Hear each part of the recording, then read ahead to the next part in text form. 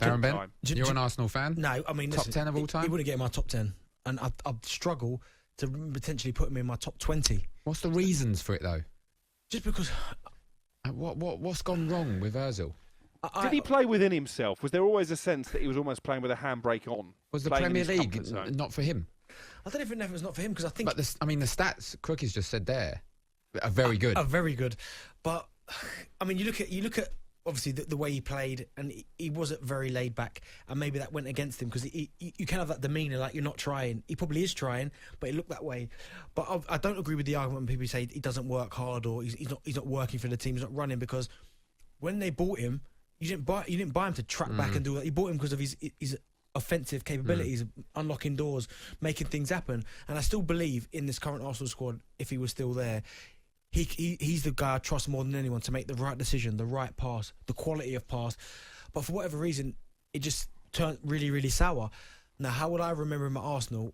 Most definitely, I remember him as someone who underachieved, because with the ability that he's got and his CV, how good he was for Germany before, obviously, all that controversy happened, when he was at Real Madrid, and then he came to Arsenal. Some of the performances that he put in, I remember thinking, wow, like, he was similar in terms, and I agree with Theo, Fabregas, how we can just, get the ball down and put it on a sixpence for the striker to get in, or the wide man. So I'd hold him in that regard. But the difference between him and someone like a Fabregas is that Fabregas turned up in them big games. There were times when Arsenal really needed Fabregas, and he put the performances in. And I don't think we can say that for Ozil. No, I don't. You know what it is? I don't think he changed his game.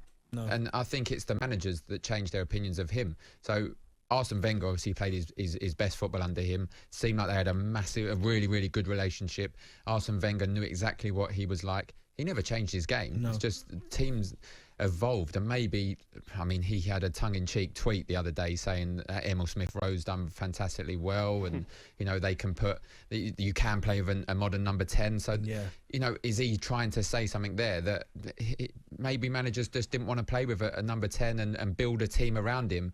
But for me, I agree with you, Daz. To not get in the 25 best players for Arsenal this season is ludicrous. Do you know what as well, though? Is I think they had enough players at Arsenal that if you were talking about work rate and what's off the ball and defensive kind of responsibilities, if you know that's not in his nature, I would have built then a midfield around him. I would have played Partey, I would have played El Nene, or just to do that kind of... People lead in different ways. Exactly, let People them do the defensive stuff. He gets the ball in tight areas. He plays passes that no one else can play. I would rather him be more further up, and then you have Partey and El Nene, whoever you want to play, doing all these kind of donkey work, as you want to call it, and let him go and do what you brought him to the club for, which is to create opportunities and make us play on the front foot. So I hope, Crookie, that it does come up why Arteta never ever wanted to use him, especially you said he ain't played for 10 months. I mean, you're a centre forward. You're a centre forward who likes to make runs. Aubameyang is obviously a perfect example of that as well. So you look behind you when someone gets the ball, and Thomas Partey or El Nini, as we said, or Ceballos. Are you making that run, or would you as a centre forward prefer someone to turn around and Ozil's got the ball, and you think I can make this run because he's going to find me? Well, and obviously when I played with you, it was one of them where if certain other members of the team got the ball, I'd come to feet because I think, well, the ball's not coming. But for you try it, and I knew it was coming with quality. So then you go, right, as soon as you get the ball, right, I'm off. And I think you're right. When you've got people like El Nene and Partey, and they're both good players, neat and tidy, but they're not going to play that killer pass. Match winners. They're not match winners. No. Do you know what I mean? They're not going to try things that might be the difference. And I think you're right. Aubameyang, Lacazette, people like that have kind of suffered from that.